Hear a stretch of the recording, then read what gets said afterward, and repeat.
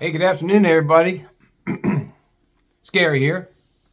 St. Patrick's Day. The only thing I have green is that sign behind me.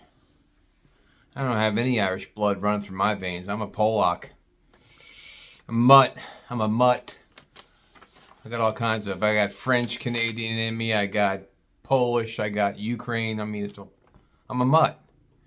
Anyway, so today's episode is going to be a little bit about a couple of different things. The beginning is going to be about Bruce's part. It's going to be Bruce part 3.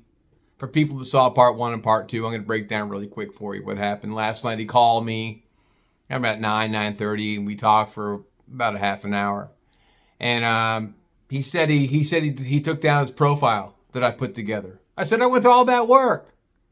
We went out to the hangar and took a picture with the jet, and we we borrowed a car from the Mercedes dealer, and we drove around Westchester. What gives? He said, Gary, my initial count was 115 women replied to that fake profile you put up on the dating site. And as of yesterday, that was over 300 hits. And I said, well, tell me a little bit about it. He goes, well, I broke it down like you asked and found out how many were in Ohio. And then of Ohio, how many were living in Cincinnati.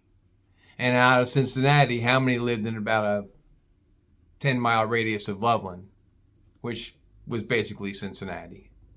And so there was about 31 in the Cincinnati area. I said, Bruce, do you realize how many that is? The last time I was on a dating site was 5 years ago. In 3 months, Bruce, in 3 months, I got 7 replies. 7. All the replies you got. It's a lot, bro. He goes, Gary, I couldn't get through them all.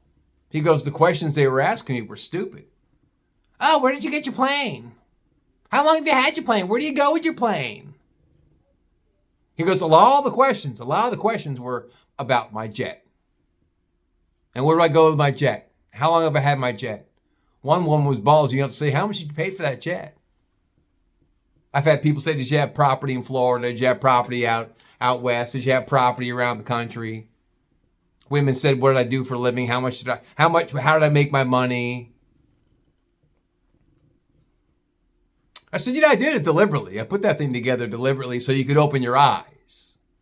See, he tried the dating profile being the honest John and didn't get him any hits. And so I took him to the other side. To the Wonderland side, putting together a fake profile. And so I broke it down for him. He's got a 5-year-old German Shepherd. And I said to him last night, I said, Bruce, you're looking for loyalty. You're looking for someone or something that's going to be there for you 100% of the time, who's going to be loyal, who's not going to cheat on you, who's going to be honest with you. Where's Pilot? Pilot's the name of his German Shepherd. I said, where's Pilot right now? He goes, he's laying down right next to me while I'm talking to you. I said, there it is. There's your loyal companion. Pet ownership is up 70%. I told him this. I said, Bruce, pet ownership is up 70% from 2023. I Googled it yesterday. It went from 82 million pets in America in households to 94 million. Mostly owned by millennials and Gen Zs. He goes, really? I said, yeah. I Googled it. You can look it up. I did it for your benefit because I knew where I was going to go with this conversation. So I knew eventually it was going to be a crash and burn. I knew eventually you'd get it. That fake profile put up was disgusting. Those weren't women you wanted, but those were women that wanted you for your resources, or the lack thereof, of course. I said, so you have Pilot. You have the cold night in the winter. That dog gets up on your bed with you. He keeps you warm. My Labrador that I had for 14 and a half years, who's been gone now 7 years, she used to spoon with me. Fucking dogs are smart. People out there listening to this, they know they are smart. Of course, I'm a bias. I think Labrador Retrievers are the smartest animals alive. But people would disagree with that. They say, well, the Belgian Malinois is the smartest animal alive. The Belgian Malinois is an athlete. That dog's a fucking athlete. You need all kinds of energy to own one. I'm sorry. They're machines. I would love to have one, but I don't have the energy. Anyway, I'm getting off topic. So I was saying to Bruce, I said, Pilot is your companion. He's in the window because he's got a paned window in his front door at his house, in Loveland. He's waiting for you when you're pulling in the driveway with a toy in his mouth, with his tail wagging. Can't wait to see his master. Sits with you on the couch, lays with you on the couch when you're watching your favorite TV show, or you're reading one of your favorite books because he's an avid reader. First thing, when you're getting ready to go for a ride in the car, the dog knows you're not working because he knows what days you're going to go to your office and work and what days you're not going to go to your office and work, because he used to work in Dayton, now he works from home. He knows what your off days are. That's how smart they are.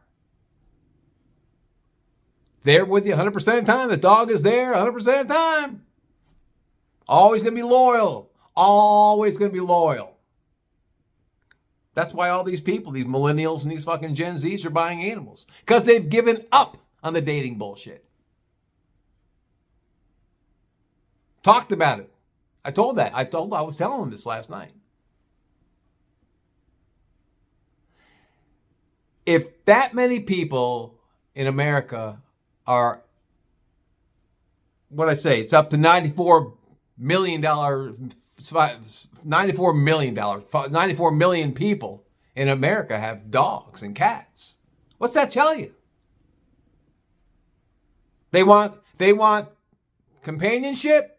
They're taking the four-legged route because they know that animal that they have is going to be loyal to the end, unlike humans that are with you out of convenience or for what they can get from you. That's men and women both.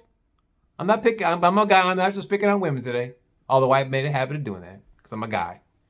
But there's scumbags out there that are guys that do the same thing that women do. Same thing that women do. Users and takers. Convenience artists. Looking for your resources. Guys are as guilty as women. So people are just throwing up their hands and say, fuck it. I'm going to buy a dog. I want to do some traveling now that I'm retired. And I'm going to be laid up for about 4 months because I got to get my shoulder operated on this year. Fuck. But other than that, I don't want to be nailed down to an animal right now. But I'm only 65. I figure probably another 5 years, I'm going to buy another Labrador. Maybe I'll buy 2 of them. By then, I'm going to be out of this condo. I'm going to buy a bigger house somewhere with a big-ass fucking yard. You could take, if you have dogs, people out there, I'm not getting off topic. I'm right on topic. If you have dogs, you could take a tennis ball and zip that thing out into the park, wherever you are, into a yard, wherever you are. That dog will play fetch with you all goddamn day. Wants to please you. Humans don't do that, see? So I said to Bruce last night, I said, Bruce, how many people do you know? How many people do you know that are divorced besides yourself? He said, well, Gary, you're the only friend I have that's never been married. He goes, I got a few friends that have been divorced several times over. Several times over? The guys? Well, no, their spouses came into the marriage with them, and they were married multiple times. Actually, I got my one buddy I used to work with when I was working up at the office building I was at in Dayton. He was married twice. I said, see, it's a racket, see, Bruce. That's what it is. Once you've been married, like you want it again, or you wouldn't be on the dating sites. So once you get hooked into the marriage life, you get used to it. Because in the beginning, it's always good in the beginning. Because I can equate the same thing as about being in a relationship. The relationships are always good in the beginning. And then when the mask comes off of her and the mask comes off of him, and the honeymoon's over, then the real shit comes out. And all the problems merge together. And poof, mushroom cloud. Divorce! People shouldn't get married. Marriage is the bullshit. Marriage is bullshit. I have friends that are gay. I have friends now that are Gen Zs that I worked with, that were working under me, that are with a partner and are procreating and having families, and they aren't married. They're doing it right. They're not putting it legally on paper. And they're making it work. I mean, there's a rock star out there named Bob Seger. I loved Bob Seger. You know, he's old and gray now. But he's been with the same woman for 30 plus years, and they have 2 grown children. They're adults. They never got married. Bob Seger and his partner never got married. And they've been together faithfully for 30 plus years. I know this because he was on the Oprah Winfrey show 20 plus years ago. I watched him sit down with Oprah. Don't get married. Fuckers, don't get married. Stay single. Be with someone you love. Be with someone you like a lot.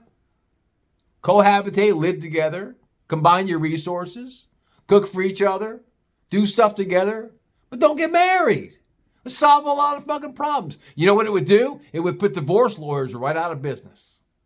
Because those fuckers make a lot of money. Yeah, they do. So people are choosing pets over people anymore. The Gen Zs and the millennials are already making headway with that. I don't get it. I mean, I do get it.